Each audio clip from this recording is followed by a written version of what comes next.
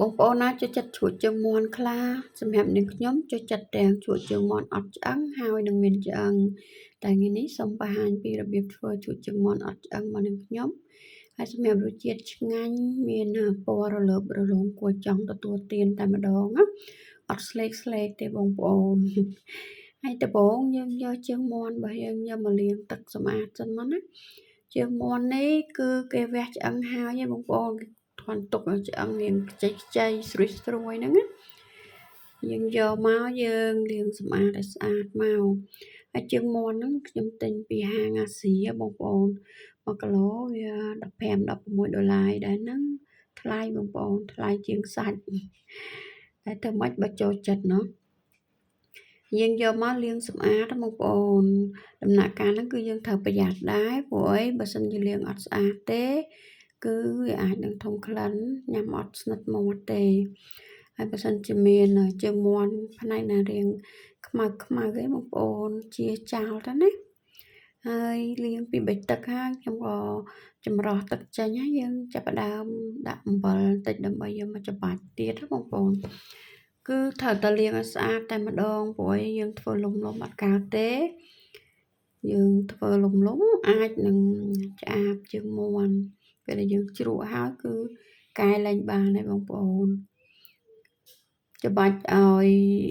ស្អាតល្អហើយយើងលាងបន្ថែមមកទឹកពីទឹកទៀតចឹងណាចាំយកទៅធ្វើបន្តទៀតហើយជ្រក់ជើងមាន់នេះអត់មានលួយបងប្អូនព្រោះអីខ្ញុំធ្វើសម្រាប់មានភ្ញៀវចឹងជូនគាត់ញ៉ាំនេះយើងចាប់ផ្ដើមដាក់ដាំទឹកដើម្បីស្ងោរជើងមាន់របស់យើងទឹកហ្នឹងបងប្អូនដាក់អំបិលបន្តិចស្ករបន្តិចហើយនឹងម្សៅរមៀតណាបងប្អូនកុំភ្លេចព្រោះបើសិនជាបងប្អូនអត់ដាក់ម្សៅរមៀតទេជើងមាន់របស់យើងវាស្លេកចឹងបងប្អូនដាក់ចឹងទៅជើងមាន់លឿងល្អមែនតែនស្អាតគួរចង់ញ៉ាំបងប្អូនចង់ស្ងោរមាន់ធម្មតាក៏យើងថែមម្សៅរមៀតតិចទៅនេះគ្រឿងផ្សំបន្ទាប់ទៀតស្លឹកក្រូចហើយនឹងគល់ស្លឹកគ្រៃគឺខ្វះបានទេនេះខ្ញុំមានបន្ថែមម្សៅស៊ុបបន្តិចទៀតហើយជើងមាន់ដែលលាងស្អាតបាញ់មិញយើងដាក់ចូលមកបងប្អូនជើងមាន់1គីឡូបងប្អូនពេលដែលយើងស្ងោរហើយច្រើនដែរតាធ្វើបានឡើងមកប្រអប់ធំស្ងោរអញ្ចឹងបងប្អូនបើកភ្លើងល្មមទៅហើយយើងភ្លក់មើលរហូតតតែជើងមាន់យើងដូចថាផុយស្អីតាមចំណូលចិត្តបងប្អូនយើងក៏ស្រង់ចេញមកណាបងប្អូននេះជើងមាន់ស្ងោរមកសធុហើយក៏រៀងផុយជើងមាន់ស្ងោរចាប់ផុយបងប្អូនផុយតិចចឹងទៅយើងចាប់ផ្ដើមស្រង់ចេញណាហើយមុននឹងស្រង់ហ្នឹងខ្ញុំមានចិនដែកមួយសម្រាប់ដាក់ទឹកកកឲ្យត្រជាក់មែនតែនចាំយើងស្រង់ជើងមាន់យើងដាក់ធ្វើអញ្ចឹងជើងមាន់យើងស្រួយបងប្អូនស្រួយស្រាប់តែម្ដងសិនតែយើងអត់ដាក់ទៅបីយើងជ្រក់ហើយក៏ជើងមាន់នឹងរៀងនៅផុយអត់ឆ្ងាញ់ទេបងប្អូនវាតិចនិចខ្លះអញ្ចឹងទៅដើម្បីធ្វើឲ្យជ្រក់ជើងមាន់យើងមានរសជាតិឆ្ងាញ់បន្ទាប់ពីត្រាំឲ្យចុះត្រជាក់ហើយក៏យើងលាងចម្រោះទឹកឲ្យស្ងួតមកយើងយកហាន់ណាបងប្អូនហាន់ដុំតូចឬធំទៅតាមចំណូលចិត្តបងប្អូនហើយឆ្អឹងខ្ចីដែលនៅសល់ខ្ញុំអត់ចោលទេគឺអាហ្នឹងខ្ញុំចូលចិត្តជ្រុបឆ្ងាញ់មែនតែន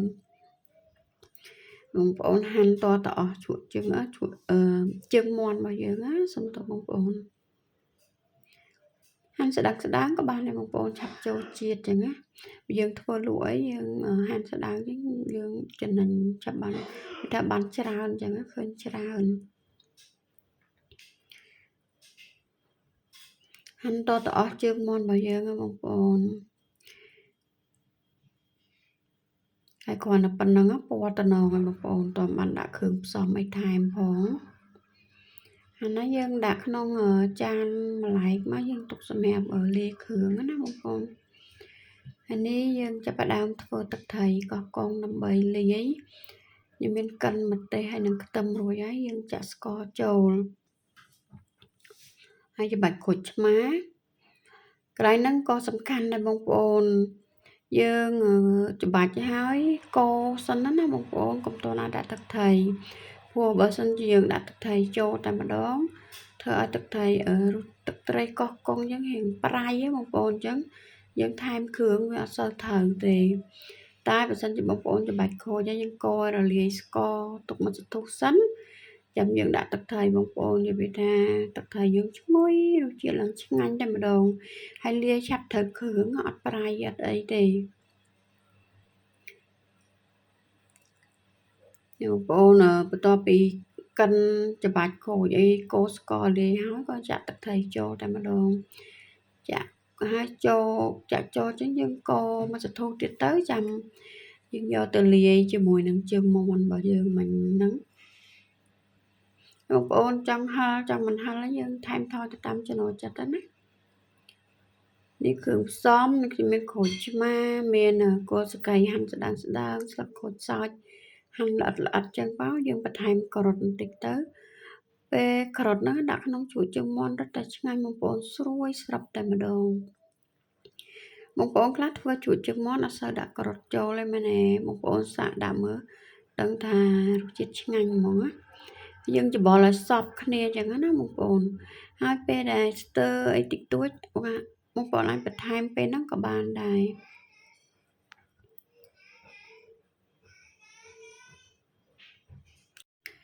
យកទៅច្រកក្នុងទូទឹកកកអញ្ចឹងយើងទុកក្នុងទូទឹកកក 3-4 ម៉ោងឬក៏មួយយប់ទៅគឺថារសជាតិរឹតតែឆ្ងាញ់ចូលជាតិគ្នាល្អមែនតែនហើយវីដេអូមានតែប៉ុណ្្នឹងទេបើសិនជាបងប្អូនពេញចិត្តក៏ជួយ share ចែកម្លែកម្នាក់មួយផងមានសំណួរអីអាច comment សួរបានបាយបាយ